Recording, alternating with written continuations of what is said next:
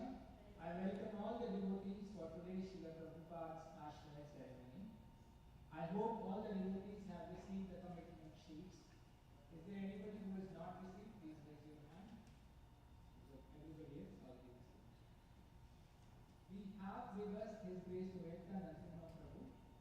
Prabhu is Temple President of Hare Krishna Movement Chennai and also a GBC member of Global Hare Krishna Movement. I would request Prabhu to kindly address all the inspiring Ashraya devotees and inspire us to take shelter of Srila Prabhupada.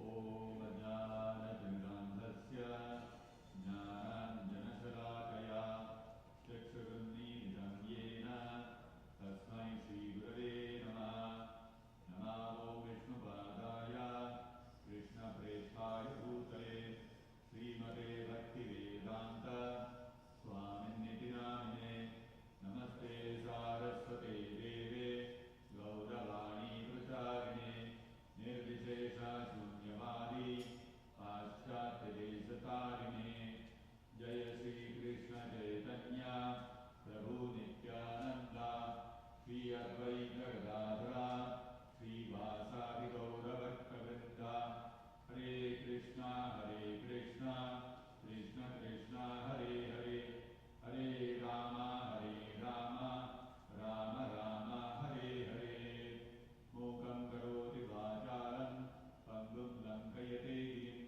Yatrivātamam mande Sri Gurundina Karanam.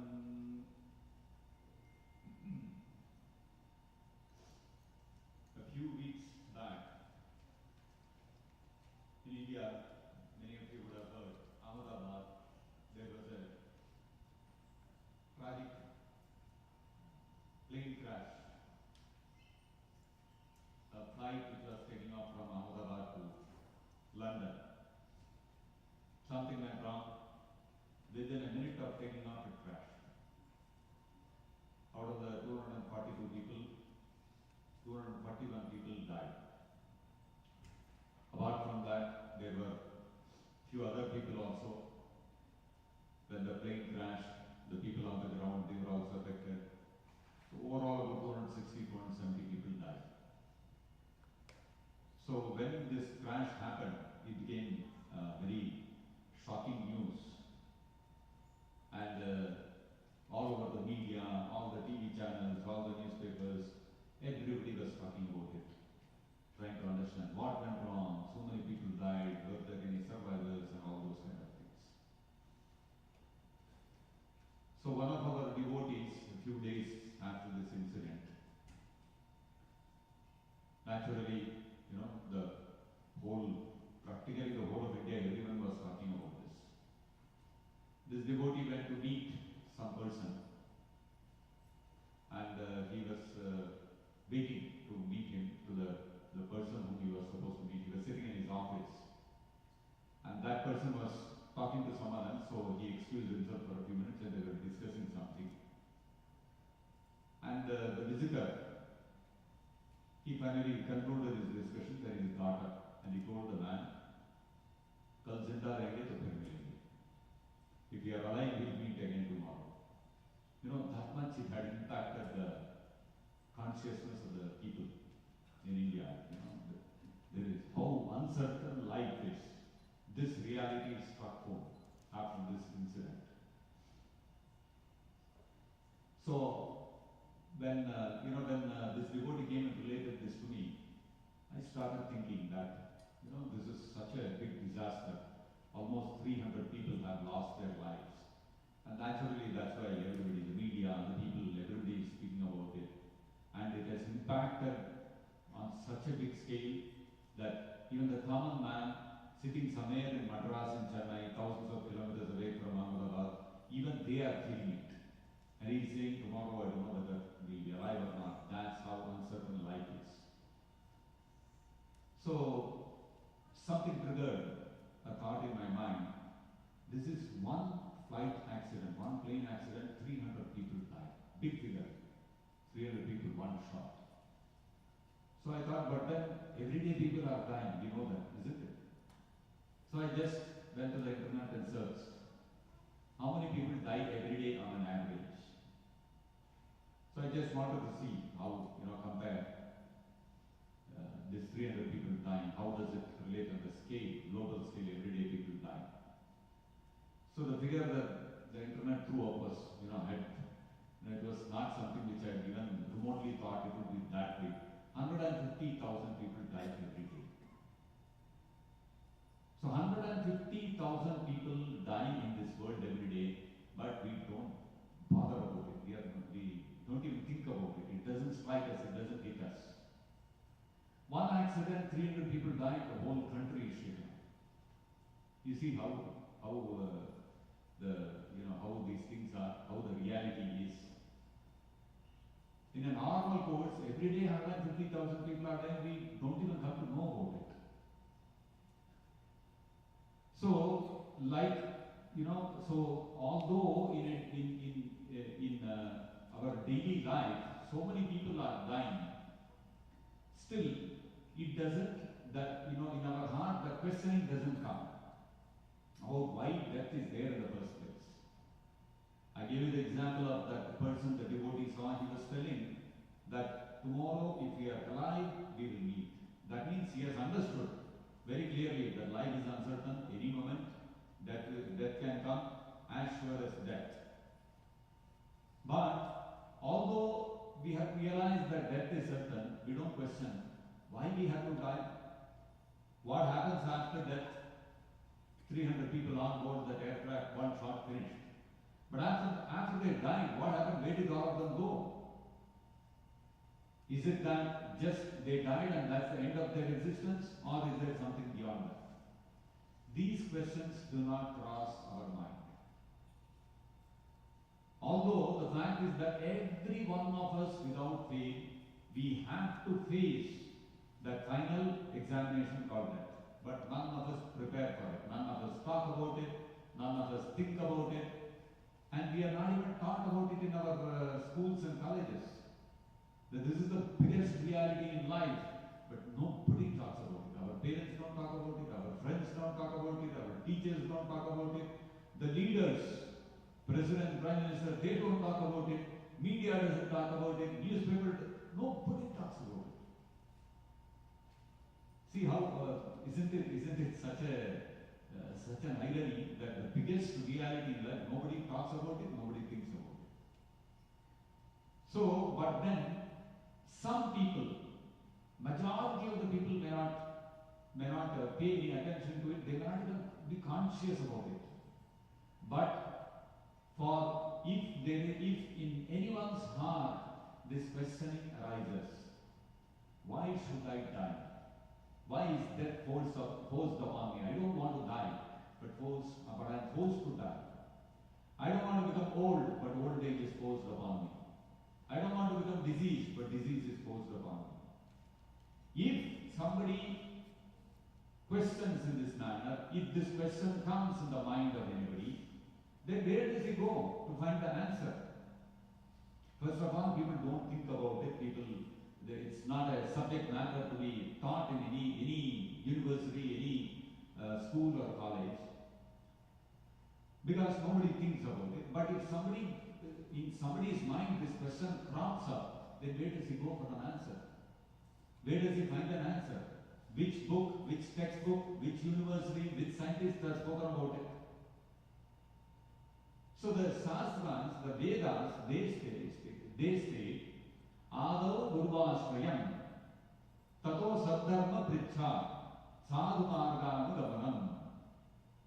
So the Shastras state that if we want Saddharma Pricha, if we have these kind of inquiries about ourselves, about life, our existence, what is this reality called death, what happens, what is this phenomenon called death, what happens after that, if these questions are what are bothering your heart, your mind, then Adav Gurvashrayam, we have to approach a bona fide spiritual master.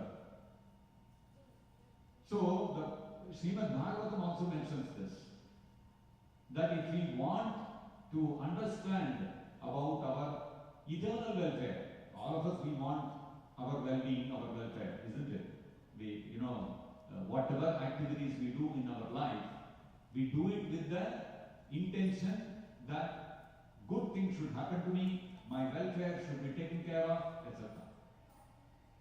So, the Srimad Bhagavatam says, Tasmad Gurum Prapadyeta Jitnyasu Shreya Uttamam.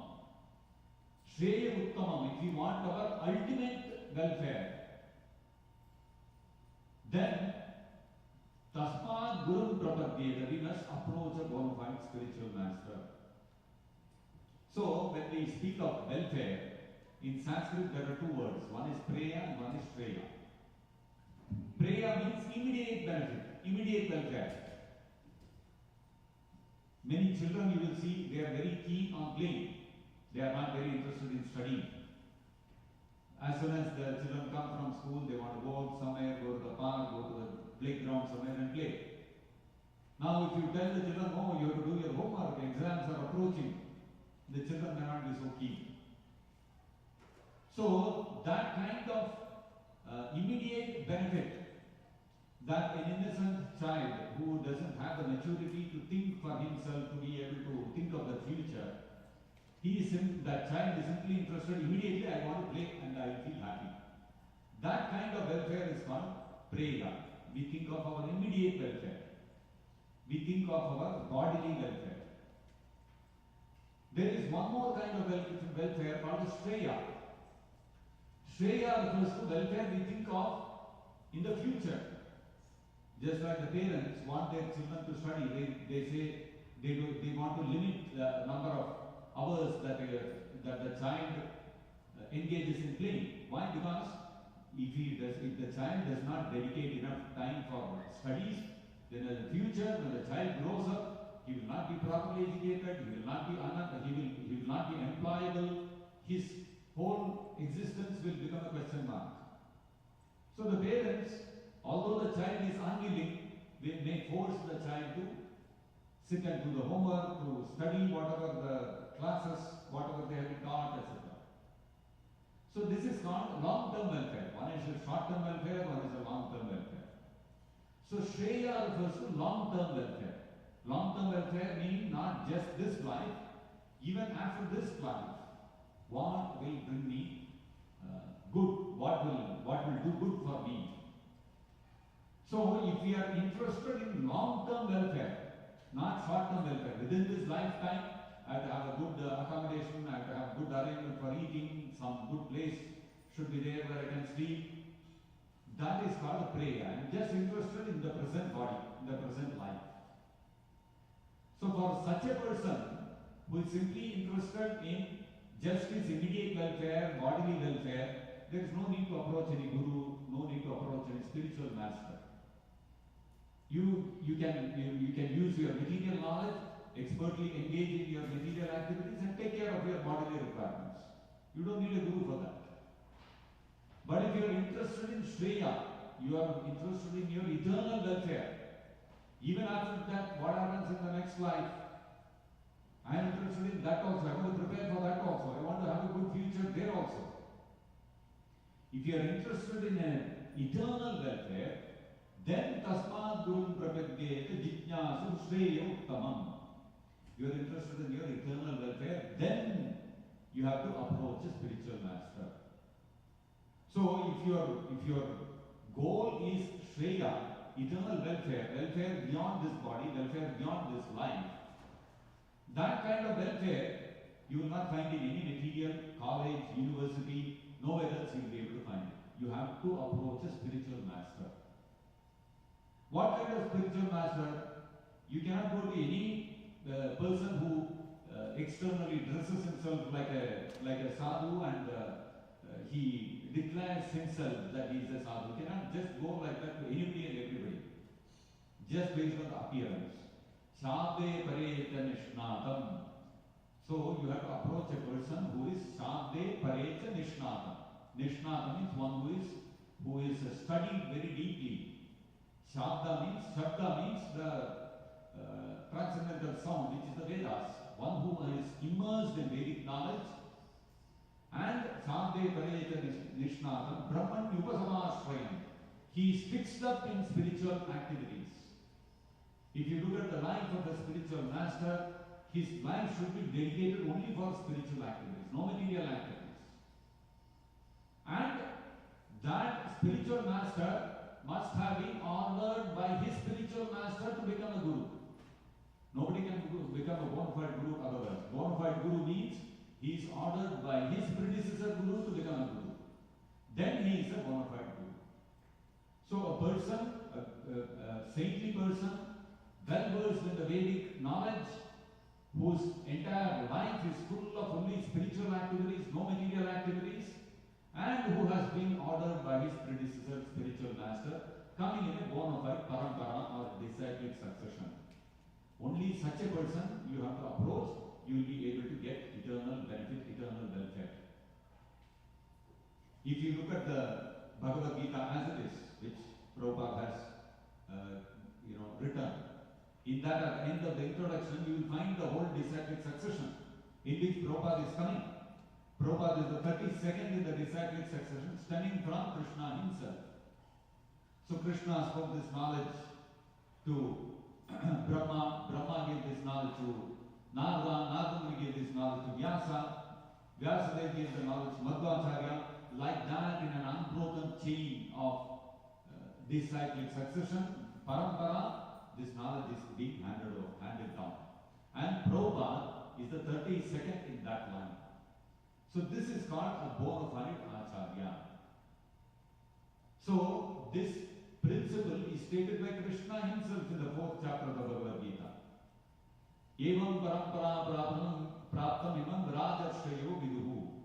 This transcendental knowledge, spiritual knowledge, when we speak of Shreya Uttama, eternal welfare for ourselves, that kind of knowledge has to be obtained in a proper parampara.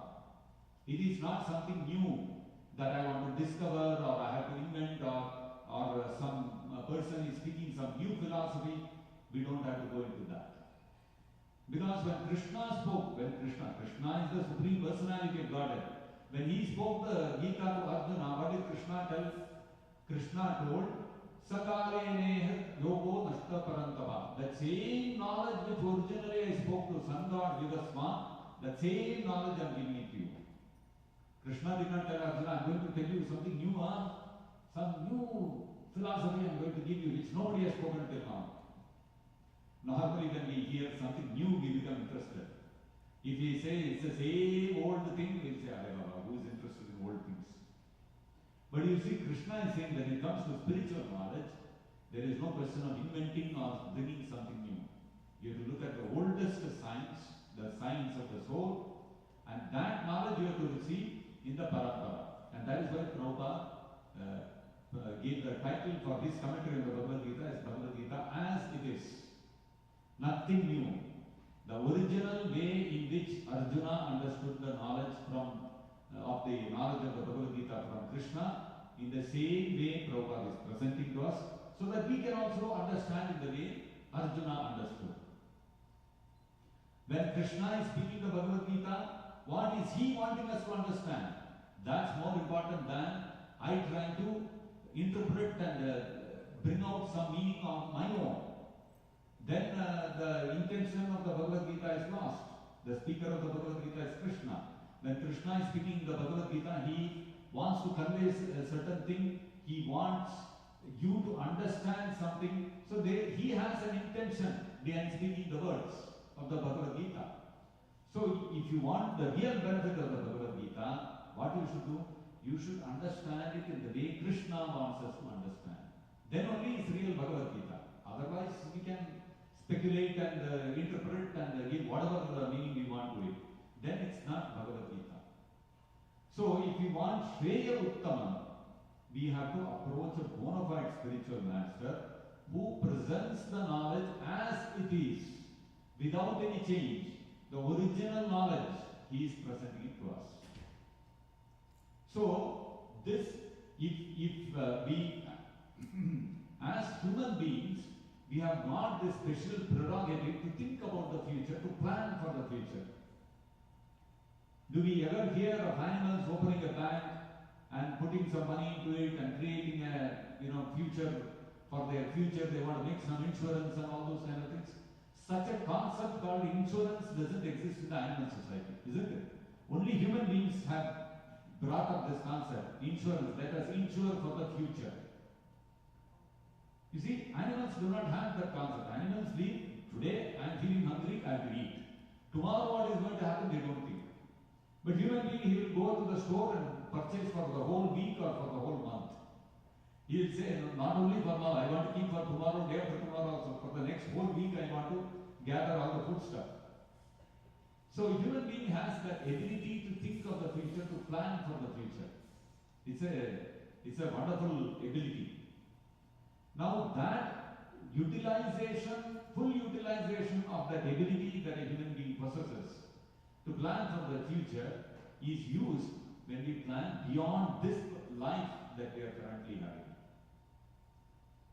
And if you want to plan like that, then that is possible only under the direction of a bona fide spiritual master.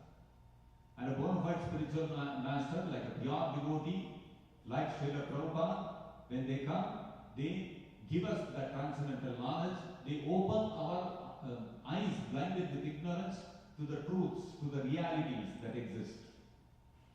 So, when a major accident happens, air crash happens, or there is a big tsunami, or there is a big earthquake, or there is a tornado, something like that happens, our consciousness gets shaken up. But after a few days we forget and we continue as if things are all going on normally. So, our eyes are blinded by ignorance. Although the reality is staring at us in our face, we are not able to see. Tesham nidanam pashyan napina pashyati. The Bhagavatam says, in front of our eyes, we see our relatives die, our parents die, our grandparents die, our friends die, our relatives die. But what do we think? We think, what to do? He went away. What to do? She passed away.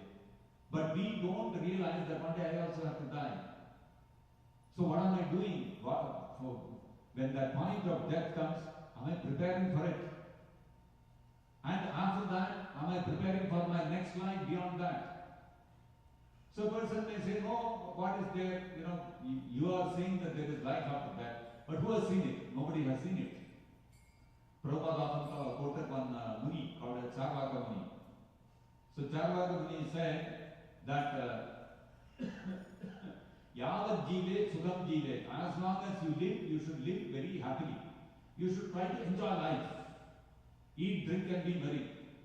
Enjoy life fully. Why? Because Yavad Jive Sugam Jive Basmi Bhutasya Dehasya Buddha Punaragamanam. He said when a person dies, your body is consigned to the flames, your body becomes ashes. After that, who has seen whether you will come back or not? So enjoy life to the hilt. When you have time, when you are alive, enjoy life freely. After you die, who knows what happens? So this, ages ago, thousands of years ago, one Muni spoke like this, Charvaka Muni, which is today's common people's thinking. But Krishna gives a wonderful example to counter this. Krishna says, Devinosmin yatha dehe kaumaram yavanam jara. We are all born as young babies, then grow up into young children, then young adults, eventually we become old. So we call this growing. We grow older, that's what we say. But what is the fact? When we were small babies, we had a body of a baby. And then we grew into children, we had the bodies of children. And now we may be grown up adults. So now if we say that body which I had as a child or a baby, why don't we bring it back? Is it possible? Not possible. That body is finished. That body we had as a baby or as a child is over, finished. It will never come back again. So you see, within this lifetime, we are changing so many bodies. The body of a baby, the body of a child, the body of a young person, the body of a middle-aged person, the body of an old person. So many bodies we are changing. But are we changing? No, we are the same person. So if you take a photograph of yours as a small child and show it to you, who is this? This is me. But when I compare, the height is different, the face is different, your eyes are different, so many things are different. How are you saying it is you? No, Baba, when I was a child, I used to look like that. Now I am grown up. I will not look the same now, no. Okay, fine, if it is that, if this photo of the child that you are seeing, it is you, show me the body of the child again. Can you show? Not possible. That means that body is gone forever, it will never come back, it is finished. So Krishna says, within this lifetime we are changing so many bodies. So logically speaking, at the time of death, this body you leave, you will get another body. When we give up the body of the baby, we will get the body of the child. When we give up the body of the child, we will get a teenager's body. We give up the body of the teenager, we will get the body of a middle-aged person. We give up the body of the middle-aged person, we will get the body of an old-aged person. And we give up that body also, what will happen? You will get another body. It's plain logic, simple logic. So we have to understand with reasoning and with argument and with looking and by observing the phenomenon around us about our existence as independent of this body and our existence being eternal and indestructible. Although the body is destroyed, we will not get destroyed. So you see, although this reality, we all see this reality every day in front of our eyes. We all see small children, relatives, it may be our own children or it may be some friends' children or somebody else. We see all of them going through this. Being born as babies, growing into children, then becoming adults. And we also go through the same process. But it never strikes us that whole life I am changing so many bodies. But in Krishna, in one verse, he has spoken about this. Such a striking logic Krishna is giving. So you see, although the reality is staring at us in our face in life, we are unable to see it. We are unable to comprehend the reality. Therefore, we need the help of a spiritual master who can open our eyes to the reality that is there in front of us. So, the important thing is, Ādau Guru Ashram, our spiritual journey, our spiritual life begins by taking shelter of a bona fide spiritual master. And Krishna also tells this in the Bhagavad Gita, Tad vidhi pranipatena pariprasnena sevaya upadechitite jnanam jnaninas tattva darshinaha. He tells Arjuna, if you have interest in spiritual life, Tad vidhi, you have to approach a person who is a bona fide spiritual master, who knows the reality, the truth, and pranipatena. Your first thing is you have to surrender to him. Then pranipatena pariprasnena, then you put forth your questions. And upadechitite jnanam, the bona fide spiritual master will educate you in spiritual knowledge. And it doesn't end there. You have to also pariprasnena sevaya. Now you have approached the spiritual master, you have surrendered to him, you are getting spiritual knowledge from him. Then what you have to do, once your questions are answered, you have to engage in serving the instructions of the spiritual master. So, number one is surrender, number two is inquisitiveness, and number three is service. Serving the instructions of the spiritual master. So these three things constitute spiritual life.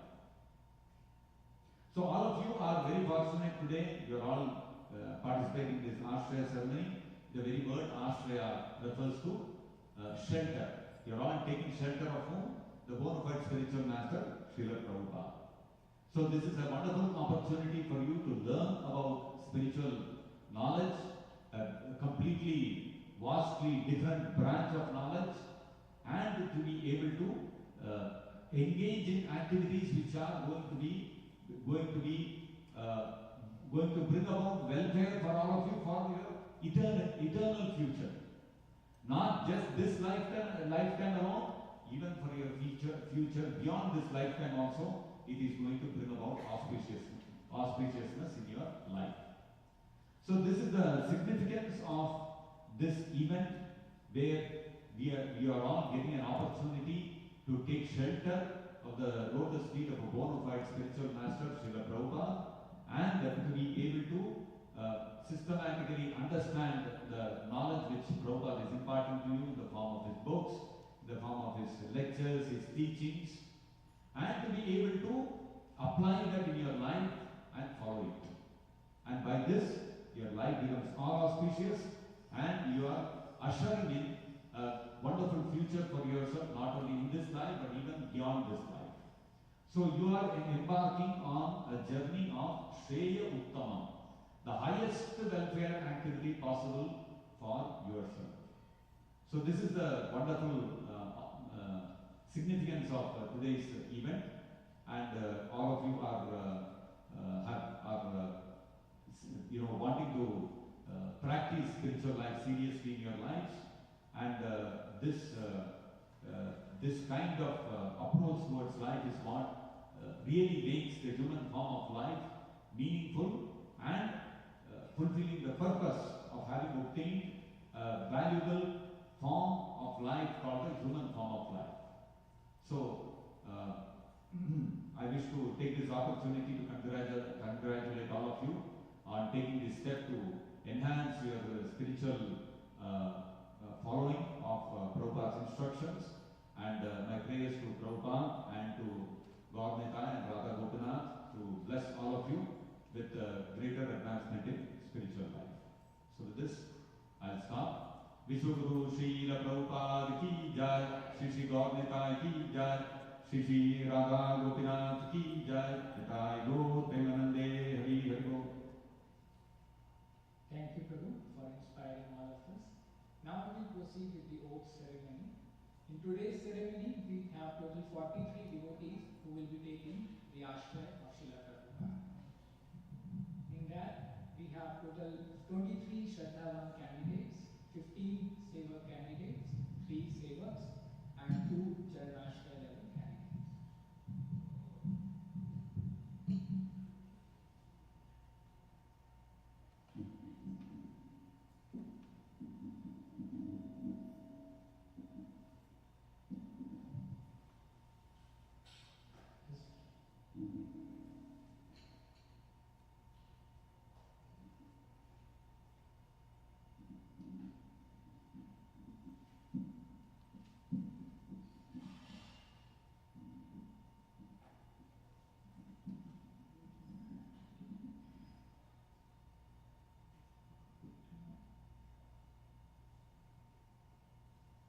The candidates from each level will now take their respective oaths.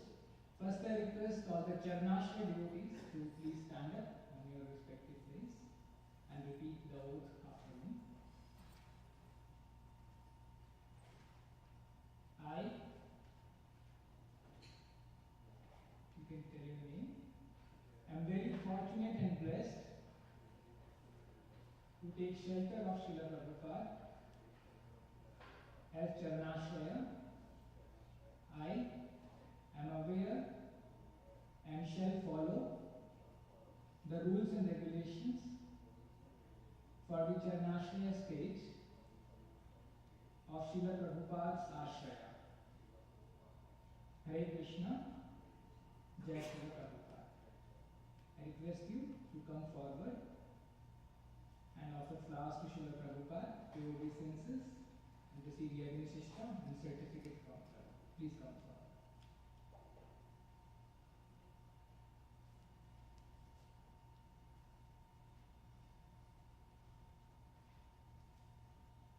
Next, I request the sadhak stage of devotees to please get up on your stage, on your seats.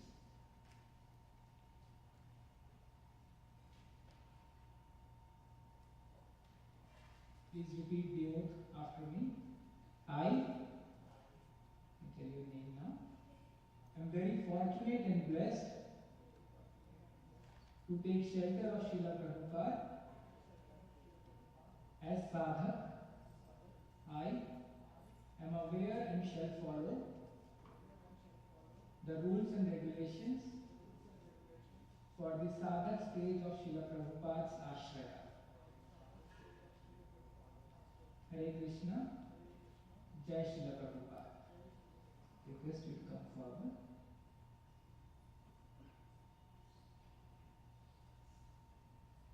Now I request the Sevak level of devotees to please stand up on your seats.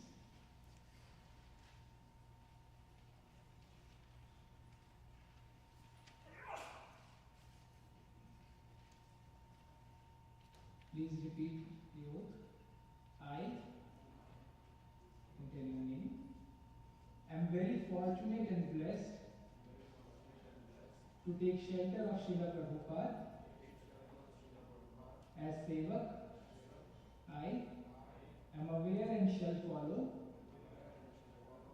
the rules and regulations for the Sevak stage of Srila Prabhupada's Ashraya.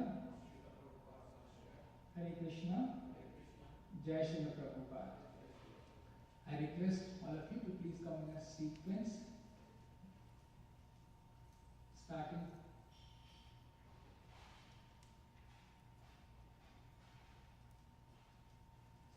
from Arya. That sequence, everybody can come. And after that, other devotees I request to chant Hare Krishna mantra. Hare Krishna, Krishna Krishna, Hare Hare, Hare Rama, Rama Rama, Hare Hare, Hare Krishna, Krishna Krishna, Hare Hare, Hare Rama, Rama Rama, Hare Hare. Little loudly, everybody should chant, not only me. Hare Krishna, Krishna, Hare Hare, Hare Rama, Rama Rama, Hare Hare, Hare Krishna, Krishna, Hare Hare, Hare Rama, Rama Rama, Hare Hare,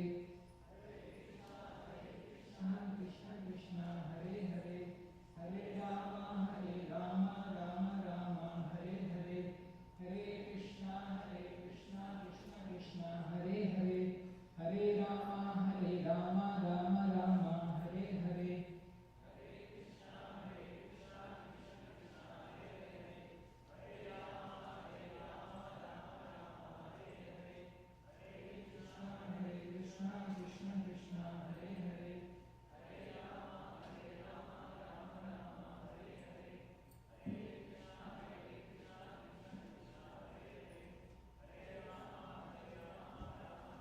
Devotees in the Kirtan team can also chant along with us. Krishna, Krishna, Hare Hare, Hare Rama, Rama Rama, Hare Hare, Hare Krishna, Krishna Krishna, Hare Hare, Hare Rama, Rama Rama, Hare Hare, Krishna, Krishna, Hare Hare, Hare Rama, Rama Rama, Hare Hare, Hare Krishna, Krishna Hare Hare, Hare Rama, Rama Rama, Hare Hare, Hare Krishna, Krishna, Hare Hare, Hare Rama, Rama Rama, Hare Hare, Hare Krishna, Krishna, Hare Hare, Hare Rama, Rama Rama, Hare Hare.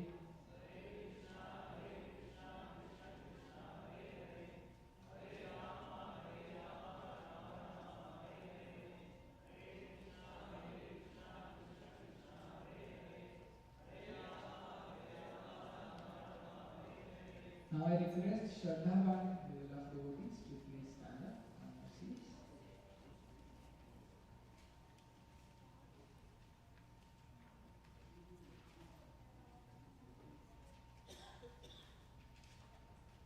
I. So your voice should be more because there are so many, should be a more voice. I can say your name. I'm very fortunate and blessed to take shelter of Srila Prabhupada as Shraddhavan.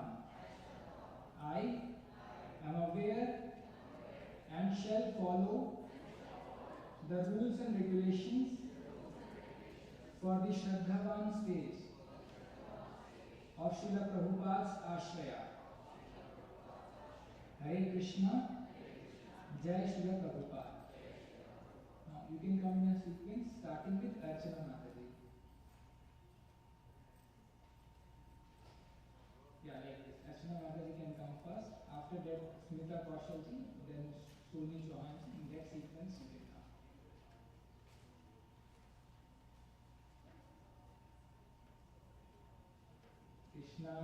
Krishna, Hare Hare, Hare Rama, Rama Rama, Hare Hare, Hare Krishna, Krishna Krishna, Hare Hare, Hare Rama, Rama Rama, Hare Hare, Hare Krishna, Krishna Krishna, Hare Hare.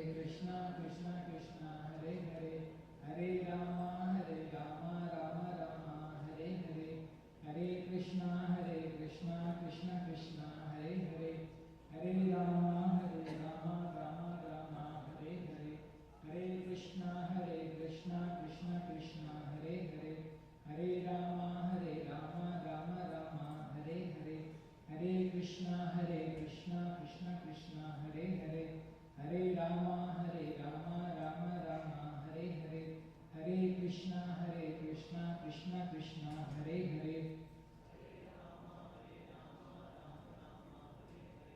Hare Krishna Krishna Krishna, Hare Hare, Hare Rama Rama Rama, Hare Hare, Hare Krishna Krishna Krishna, Hare Hare, Hare Rama Rama Rama, Hare Hare, Hare Krishna Krishna Krishna, Hare Hare, Hare Rama Rama Rama, Hare Hare, Hare Krishna Krishna Krishna, Hare Hare, Rama Rama, Hare Hare, Hare Krishna Krishna Krishna, Hare Hare, Hare Rama Rama Rama, Hare Hare, Hare Krishna Krishna Krishna, Hare Hare, Hare Rama Rama Rama, Hare Hare, Hare Krishna Krishna Krishna, Hare Hare, Hare Rama Rama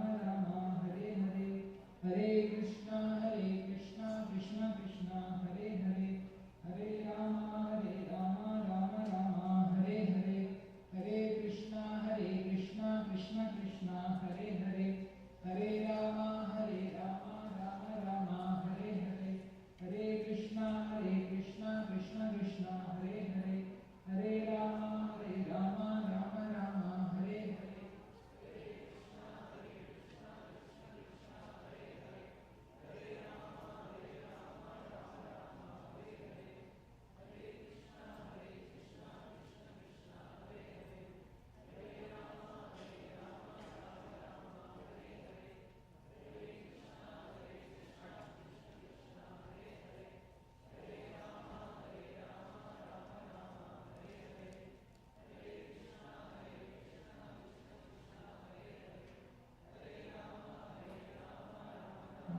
Hare Hare. Now we will have Guru Puja. All Ashraya participants have already offered the flowers to Srila Prabhupada. Others can offer the flowers now once the Guru Puja starts. After offering flowers to Srila Prabhupada, kindly pay obeisances from a little distance. After Guru Puja, there will be a group photo for all the Ashraya participants, and also there will be two wonderful devotional skits before we will have the concluding Arti for Sri Radha Gopinath. So let us begin the Guru Puja. All of you can please stand up for the Guru Puja.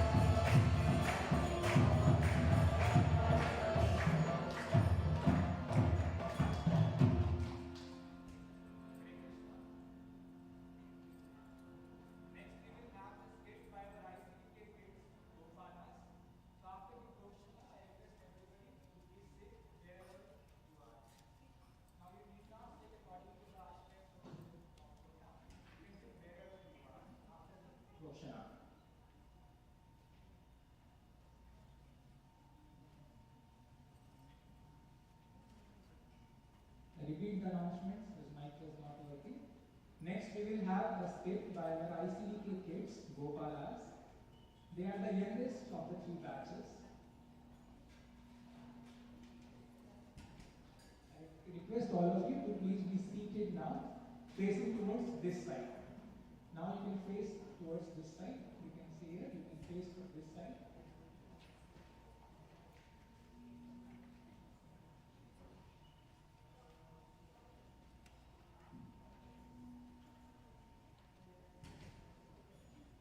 By the time our kids are ready with the skit, I request the kirtan team to please continue the kirtan for some more time.